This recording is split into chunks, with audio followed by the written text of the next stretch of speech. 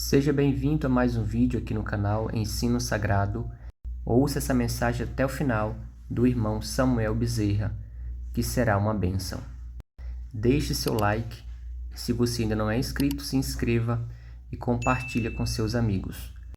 Para mim é motivo de alegria estar aqui na igreja de Monte Alegre, junto com minha esposa Emily, nossos amigos Lael e Águida, que também estão na mesma igreja que nós somos lá de Cidade Jardim 4. Nós agradecemos o convite, estamos muito felizes e alegres por estarmos aqui junto com os irmãos. Né? Queridos, eu intitulei o tema do sermão dessa manhã como o recomeço para quem falhou. Hoje nós vamos estudar um pouco sobre a história de Pedro.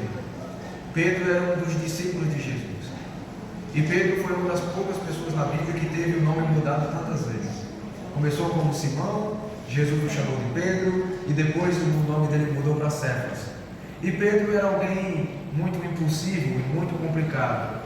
Segundo os relatos dos evangelhos, Pedro era alguém que sempre tomava a frente das coisas, agia sem pensar.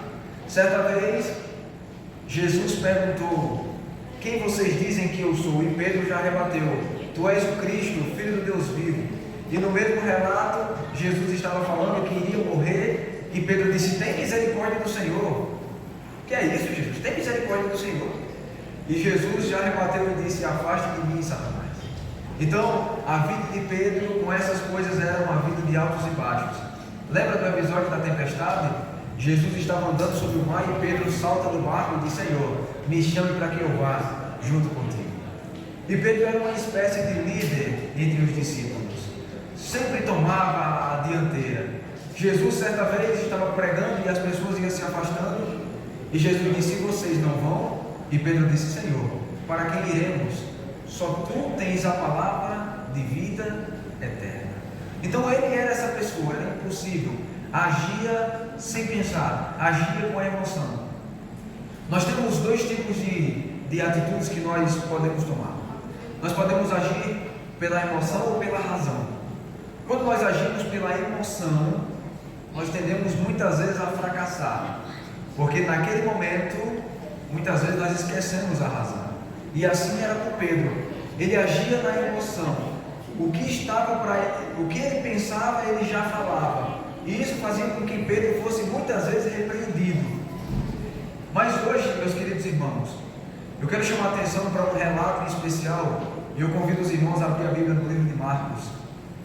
O Evangelho de Marcos, capítulo 14. Feche os olhos e vamos mais uma vez falar com Deus. Querido Deus, Senhor nosso Pai, nesse momento, Senhor, a Tua palavra se encontra aberta. E nós estamos em silêncio, porque nós sabemos que estamos diante do Rei do Universo. Que o Senhor seja o mensageiro dessa manhã, e que o Senhor fale de acordo com a Tua vontade.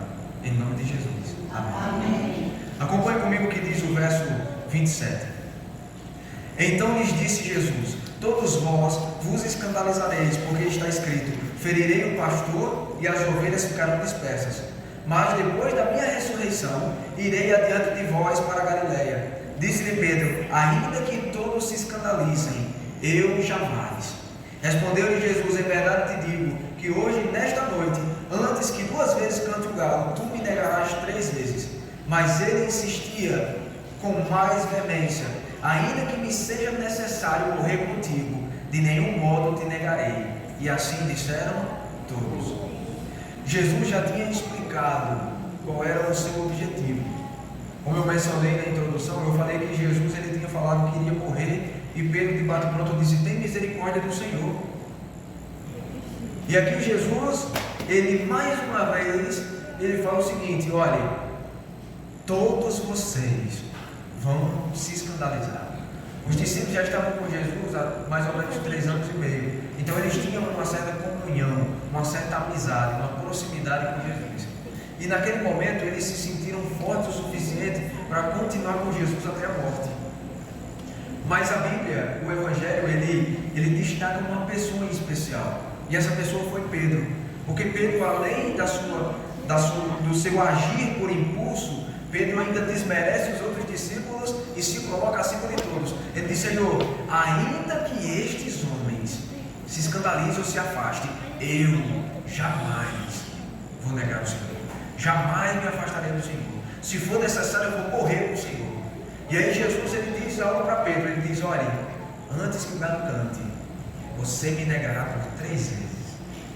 Agora imagine Pedro, autossuficiente, Pedro, o super responsável, Pedro, aquele homem que era valente, um homem bruto, um homem que já tinha andado sobre as águas, um homem que tomava a dianteira de tudo. Agora foi um homem que ouviu da boca do mestre dizendo que ele o negaria. E a primeira reação de Pedro disse: eu? Não, Senhor. E a Bíblia diz no verso 31 que ele disse com mais veemência: ainda que seja necessário, eu vou morrer com o Senhor. Imagine, naquele momento Pedro, ele não sabia o que estava falando, porque talvez ele não imaginasse a gravidade da situação e de que forma Jesus morreria. A forma que Jesus morreu era uma forma horrível, uma forma realmente que dava medo, que dava calafrios, porque a morte que Jesus sofreu era para Barrabás. Barrabás, ele foi preso por sedição, ele era um traidor, ele tinha matado alguém, um romano, ele fazia parte dos zelotes. Então Roma não ia deixar barato o sacrifício de Barrabás. E Jesus, ele entra em cena no lugar de Barrabás para ser crucificado.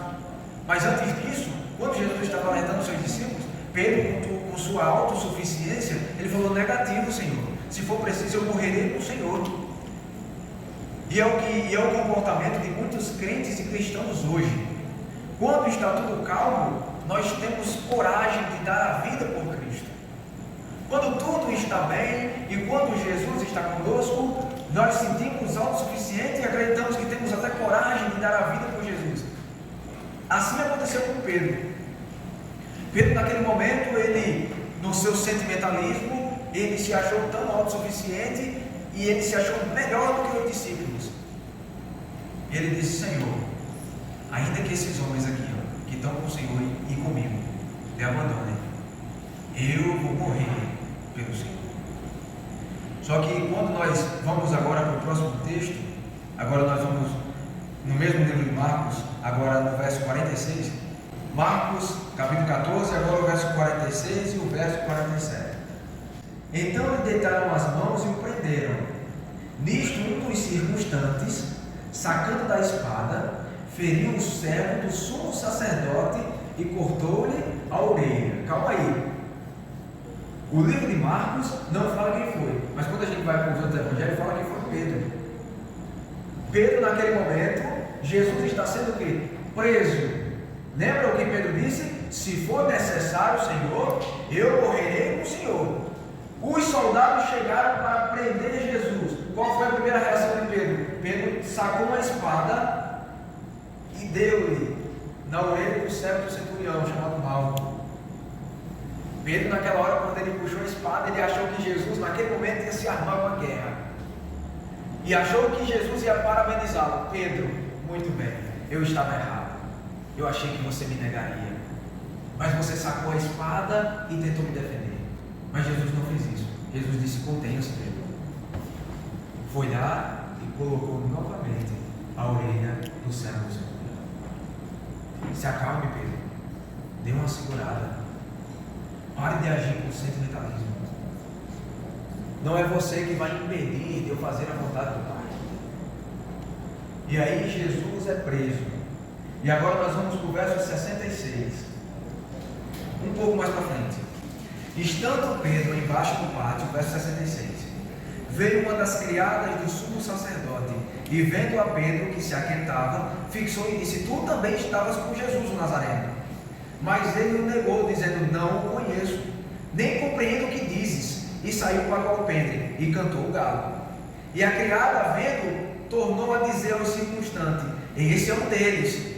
Mas ele outra vez o negou. E pouco depois os que ali estavam disseram a Pedro: verdadeiramente és um dele, porque tu também és Galileu. Verso 71. Ele, porém, começou a praguejar e a jurar: não conheço esse homem de quem falais. E logo cantou o galo pela segunda vez. Então Pedro se lembrou da palavra que Jesus lhe dissera: antes que 2 vezes cante o galo, tu me negarás 3 vezes. E caindo em si, desatou a chorar.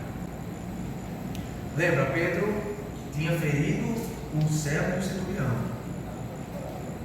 Jesus foi preso. Quando Jesus foi preso, aqueles discípulos eles se dispersaram. E Pedro, ele foi para acompanhar as coisas que estavam acontecendo.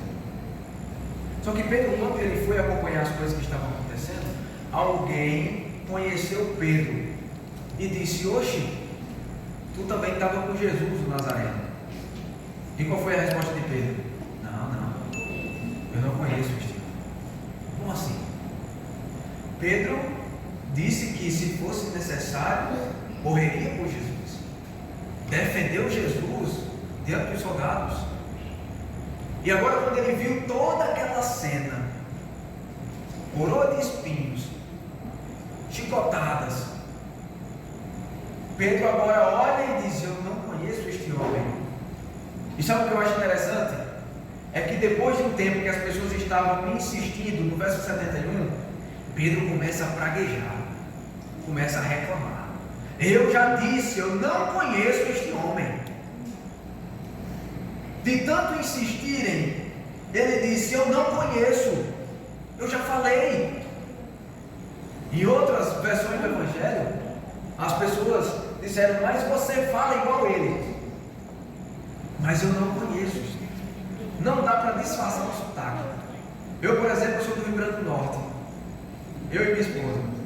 Quando a gente dá bom dia, boa tarde e boa noite, as pessoas já percebem que a gente não é daqui. E com Pedro aconteceu a mesma coisa. Você também é um galileu. Nós vimos você andando com ele. Ele disse: eu não conheço. E aí o galo cantou.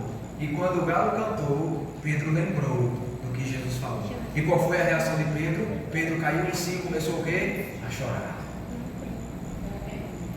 A Bíblia diz que ele, caindo em si, desatou a chorar. Não tem aquele choro quando a gente chora desesperado, que parece que não acaba. O choro que a gente desaba emocionalmente, que a gente começa a chorar, que a gente parece que não para mais. É um choro. Esse é o relato quando a Bíblia diz que Pedro ele desata em chorar. Ele cai em si e começa a chorar. O arrependimento, ou a lembrança do que Jesus falou para Pedro. Talvez passou um filme na cabeça de Pedro. Pedro talvez deve ter pensado: mas eu falei aquilo tudo e agora eu estou fazendo o que Jesus disse. Quando a gente vai nos escritos de Ellen White, a gente vê que naquele momento o olhar de Jesus fixou em Pedro, quando ele disse: eu não conheço aquele homem. O olhar de Jesus buscou e os olhares de Jesus e Pedro se conectaram naquele momento. Quando Pedro diz: eu não conheço este homem, Jesus olha fixamente para Pedro. E quando Pedro olha nos olhos de Jesus, Pedro cai em si e começa a chorar. Por que eu coloquei o tema do sermão como o recomeço para quem falhou? Porque às vezes, irmãos, essas são as nossas atitudes quando nós cometemos algum pecado ou quando nós cometemos algum erro. Geralmente, quando nós cometemos aquele pecado que nós pedimos perdão a Deus e nós caímos novamente, aquilo lá deixa a gente muito triste, muito chateado. Quando a gente vai agora no contexto da crucificação, Pedro ele sai de cena. Depois que o galo canta, que Pedro nega Jesus, aí aparece toda aquela história que nós já conhecemos. Os pregos nas mãos de Jesus, Jesus ressuscita, só que Pedro não aparece. Pedro ele some. Talvez estivesse com muita vergonha. Talvez estivesse com receio dos discípulos olharem e dizerem: cadê você? Não foi você que disse que morreria com o mestre? O que você está fazendo aqui? Vergonha. Os pecados que nós cometemos, além de causar tristeza, ainda causa vergonha. Porque quando nós vamos cometer algum ato ou algum pecado, nós fazemos questão de que ninguém veja. Porque nós preferimos cometer pecados encobertos e manter uma imagem aqui da igreja, uma imagem que as pessoas olham para nós e dizem: esse aí é um verdadeiro crente. Mas a verdade é que quando nós estamos sozinhos, nós mostramos quem de fato nós somos. Quando nós olhamos para um lado e olhamos para o outro e não vemos ninguém, é ali que de fato nós demonstramos quem nós somos. Pedro, naquele momento, ele não queria mais ser um seguidor de Cristo, porque ele achou que ninguém ia ver, nem os discípulos, nem Jesus. E às vezes é a nossa reação, irmãos. Nós esquecemos de que, ao invés de nós observarmos quem está ao nosso lado olhando o nosso pecado, nós esquecemos de que Deus, Ele vê tudo. E quando Pedro cometeu aquilo e negou, ele esqueceu que Jesus sabe de todas as coisas. É por isso que Jesus tinha falado: Pedro, antes que o galo cante, tu me negarás 3 vezes. Senhor, não é verdade. Mas Jesus é onisciente. Jesus sabia o que estava acontecendo, sabia o que iria acontecer. Irmãos, muitas vezes a nossa autossuficiência, agir pelo sentimentalismo, agir com sentimentos, faz com que a gente cometa pecados e erros que às vezes a gente acredita que não dá mais para voltar atrás. Nós estamos estudando a lição da Escola Sabatina sobre a vida de Moisés. Moisés colocou a carroça na frente dos bois, matou o egípcio, teve que fugir para Midian, passar 40 anos no anonimato, 40 anos no deserto, vivendo uma ocupação simples, sendo um pastor de ovelhas que não precisava ter faculdades mentais nenhuma. E talvez na cabeça de Moisés, ele só pensava o seguinte: eu estraguei tudo. A cabeça de Pedro, quando ele negou Jesus, ele poderia muito bem ter pensado: eu estraguei tudo. E é o que muitas vezes nós pensamos: eu estraguei tudo. O meu casamento acabou e eu estraguei tudo. A minha amizade, o meu relacionamento, a minha família acabou e eu estraguei tudo. E muitas vezes as pessoas têm carregado essa culpa na sua mente de ter estragado tudo. E foi o que Pedro fez quando ele começou a chorar. Pedro naquele momento estava carregando uma culpa de que tinha estragado tudo. E agora eu convido você no último texto. Esse para mim é o melhor. Marcos 16, do verso 6 e do verso 7. Ele, porém, lhes disse: não vos atemorizeis, buscai a Jesus o Nazareno, que foi crucificado. Ele ressuscitou, não está mais aqui. Vede o lugar onde tinham posto. Agora preste atenção no verso 7. Mas ide, dizei a seus discípulos e a Pedro, que ele vai adiante de vós para a Galileia, o vereis, como ele vos disse. Como assim? Como assim? O anjo agora diz assim: diga aos discípulos e a Pedro. Porque não diga aos discípulos, porque naquele momento Pedro, ele já tinha desistido de ser um seguidor de Cristo. O anjo olha e diz: vá dizer aos discípulos e vá dizer a Pedro que o Senhor ressuscitou e vai visitar Pedro e os discípulos lá na Galileia. Você consegue ver um recomeço para Pedro agora? Diga a Pedro que ele negou Jesus 3 vezes. O mestre foi crucificado, mas o mestre ressuscitou. Olha aqui, mostrou a tumba. Agora vá lá e diga aos discípulos e a Pedro que o Senhor vai encontrá-los lá na Galileia. É um novo recomeço. É um recomeço para quem falhou. Na vida de Moisés foi a mesma coisa. Lá no deserto, Deus foi visitar Moisés. E Moisés disse: quem sou eu, Senhor? Não é muitas vezes o que nós respondemos? Quem sou eu, Senhor? Quando nós cometemos pecados e vamos orar a Deus, nós dizemos: quem sou eu, Senhor, para que o Senhor me perdoe? Quem somos nós para que Deus ame a gente? O que nós fazemos de bem para merecer o amor que Deus ele tem por nós? Não se engane. O fato de estarmos aqui não nos faz ser merecedores da graça. O fato de orarmos e pregarmos melhor do que as outras pessoas, ou cantarmos melhor do que as pessoas, não nos fazem ser merecedores da graça. Nós não somos diferentes dos que estão lá fora. Todos nós precisamos da graça de Deus. Todos nós. Não somos merecedores de coisa alguma. Aquele que olha para si e diz que acha que é merecedor da graça de Deus, esse é um tolo, é um mentiroso. Esse está sendo enganado. Porque nós não somos merecedores de coisa alguma. E nós merecemos uma coisa: a morte. Se tivéssemos o pago pelas nossas atitudes e ações, se tivéssemos a recompensa pelos nossos pecados, era a morte. Mas por que nós não morremos? Por que nós podemos obter a salvação? Porque é dom de Deus, é graça. Imagine como Pedro se sentiu quando viu Jesus de novo. Eu imagino Pedro chegando dizendo: Jesus, aconteceu o que o Senhor falou. Eu neguei o Senhor e as coisas saíram do controle.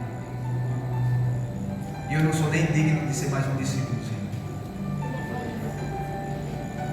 Quando a gente olha, irmãos, para nós mesmos, a gente se olha e vê que é muito indigno da salvação. Quando a Bíblia fala de nós, fala que nossa justiça é trapo de imundícia e que nós não somos merecedores de coisa alguma. Mas graças a Deus, através de Jesus Cristo, que Ele deu a vida por nós na cruz do Calvário. Graças a Deus, a salvação é oferecida para cada um de nós. Quem foi Pedro depois do verdadeiro encontro com Jesus foi aquele mesmo que deu a sua vida de cabeça para baixo, crucificado. Porque eu percebo de que o encontro verdadeiro com Jesus transforma vidas. E talvez nessa manhã, ou você ou eu, nós temos falhado em muitas coisas. Tem vezes, irmãos, que a gente olha e dá vontade de desistir, jogar tudo para o alto e dizer: eu não vou mais para a igreja, eu não vou mais estudar a Bíblia, eu não vou estudar mais a lição, eu não quero mais cantar, eu não quero mais fazer parte do ministério jovem, eu não quero mais ir para a igreja. Esse negócio de fé e de cristianismo não é para mim. Eu só sofro. Parece que Deus ele não olha para mim. Mas eu vou falar uma coisa para você. Satanás ele usa os pecados para nos fazer desistir. O principal objetivo de Satanás, eu vou encerrar com isso, o principal objetivo de Satanás não é nos fazer pecar. Mas ele não é o tentador, ele não é aquele que nos leva ao pecado, mas para o problema do pecado, Jesus já foi a solução. Quando a gente vai lá em João, diz: filhinhos meus, estas coisas vos escrevo para que não pequeis. Se todavia alguém pecar, temos um advogado junto ao Pai. Se confessarmos os nossos pecados, ele é fiel e justo para nos purificar de toda e qualquer injustiça. Então qual é o principal objetivo de Satanás? Ele usa esses pecados como intermediação. Porque quando nós pecamos é quando nós nos sentimos frágeis. Aí vem a verdadeira tentação. Porque quando nós pecamos, ele chega e diz: desista. Entregue tudo. Você vai cair de novo. Desista, desista, desista. Ele sabe que nós somos derrotados não quando pecamos, mas quando nós desistimos. E ele fica no nosso ouvido: desista, desista, desista. Se você já ouviu isso, eu vou trazer uma mensagem do Senhor esta manhã. Não desista de Jesus. Amém. Não desista de Deus. Porque Ele não vai desistir de você jamais. Enquanto você viver, Ele vai lutar por você. Enquanto você estiver vivo, Ele vai colocar no seu coração o arrependimento. O que você não pode fazer jamais é desistir de Deus. Não desista. Caiu, levante-se. Pecou, peça perdão. Peça mais uma chance. Não tenha vergonha. Não fique no chão. Deus ele espera que você volte para Ele. Deus espera que você peça perdão para que Ele lhe dê mais uma oportunidade de salvação. Lembro que teve uma etapa da minha vida em que eu estava no barco com Deus. E estávamos ambos remando juntos. Chegou uma hora que eu me achei autossuficiente e pedi que Ele soltasse os remos e deixasse que eu conduziria o barco da minha vida sozinho. O que eu achei interessante é que Ele não saiu do barco. Eu disse que Ele podia sair, porque eu saberia viver a minha vida da forma que eu sei. Eu, como eu arrogante e egoísta, fui remando até que o barco furou. E eu comecei a remar. O barco estava furando, e teve outro furo, e teve outro furo. E o barco não ia mais como era antes. E aí depois eu entendi porque é que ele continuou no barco. Porque ele estava esperando eu pedir para que ele remasse junto comigo.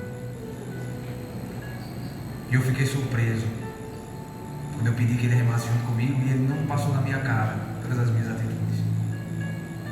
Ele só pegou o remo, me ajudou a tirar a água que estava no barco e foi guiando novamente. Assim tem sido a vida de muitas pessoas. Acham que podem viver a vida sozinhos. Não se enganem. Nós não somos nada sem Deus. Nós não somos nada sem o perdão de Deus ou sem o seu amor e sem a sua misericórdia. A história de Pedro mostrou isso. E assim como foi na história de Pedro, irmãos, também não se enganem. Deus, Ele sim, Ele está pronto para nos perdoar.